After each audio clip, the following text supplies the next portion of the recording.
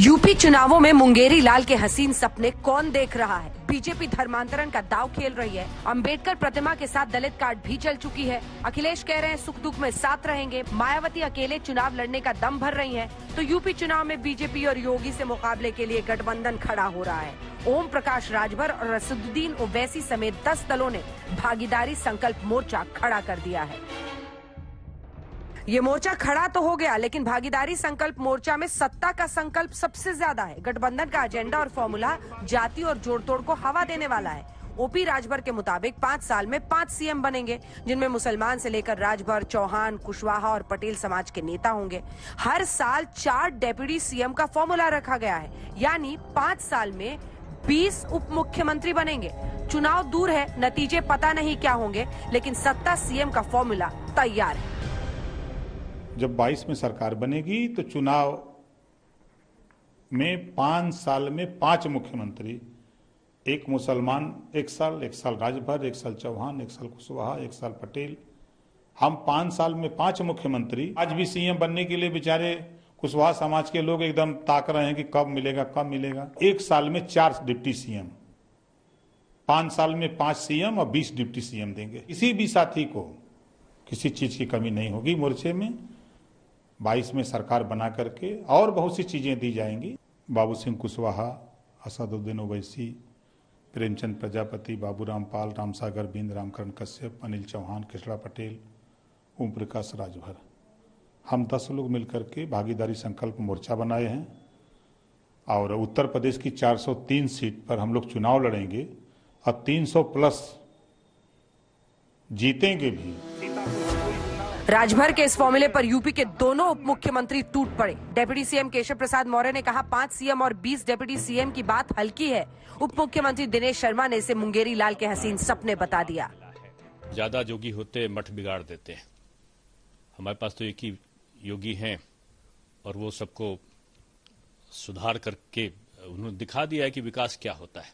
हर व्यक्ति किस प्रकार से सपने देखता है, मुंगेरी लाल के हसीन सपने देखता है, सपनों को बेचता है, दूसरों को लुभावना आकर्षण देता है, ये उसका अपनी नीति हो सकती है। मोर्चा नया खड़ा हुआ है। चुनाव के पहले सत्ता का फॉर्मूला तैयार है, लेकिन सुहेल देव भारतीय समाज पार्टी के प्रमुख ओम प्रकाश राजभर और AIMIM के प्रमुख असदुद्दीन ओवैसी के बयान में पहली खटपट अभी से ही दिखने लगी है।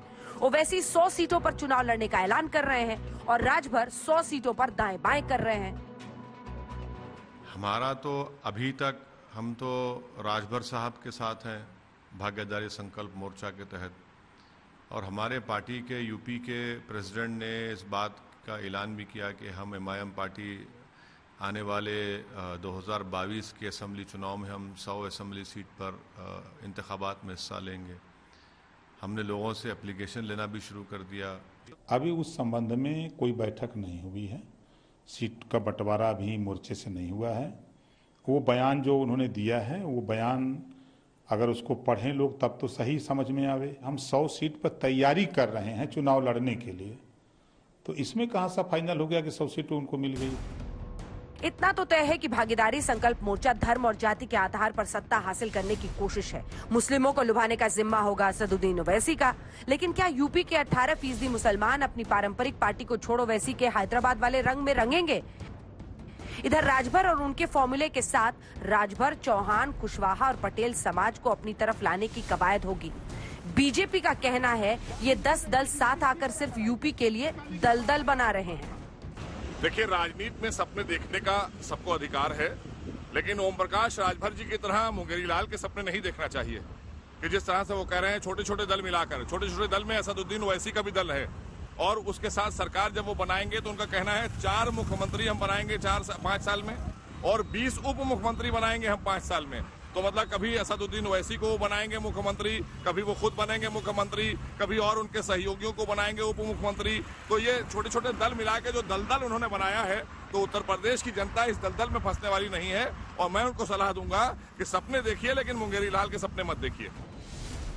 इस दल के लिए असल चुनौती है किसी बड़े दल को साथ लेना, लेकिन मायावती ने ये पहले ही साफ कर दिया है कि वो अकेले चुनाव लड़ेंगी। अखिलेश यादव भी अकेले बड़ी जीत का दम भर रहे हैं। अपना पूरा समय बताकर अपनी पार्टी के संगठन को मजबूत बनाने तथा सर्व समाज में पार्टी के जनाधार को बढ़ाने के कार्यों पर ही लगाएं तो ये ज़्यादा बेहतर होगा, ताकि इस बार यहाँ उत्तर प्रदेश में होने वाले आगामी विधानसभा चुनाव में बीएसपी की अकेले यहाँ अपने बलबूते पर सरकार बन सके। समाजवादी पार्टी किसी भी बड़े दल के साथ गठबंधन करने नहीं जा रही है। समाजवादी पार्टी के सभी नेताओं की राय यह है कि छोटे दलों को शामिल कर लिया जाए। समाजवादी पार्टी आने वाले समय के चुनाव में जो होने जा रहे हैं, छोटे दलों से गठबंधन करके चुनाव लड़ेगी। तो बिहार की तरह योगी को रोकने के लिए यूपी में इस बार कोई बड़ा गठबंधन बनता नहीं दिख रहा, लेकिन जाति धर्म का खुला खेल जरूर सुरूर पकड़ रहा है। कुमार अभिषेक के साथ आज तक ब्यूरो।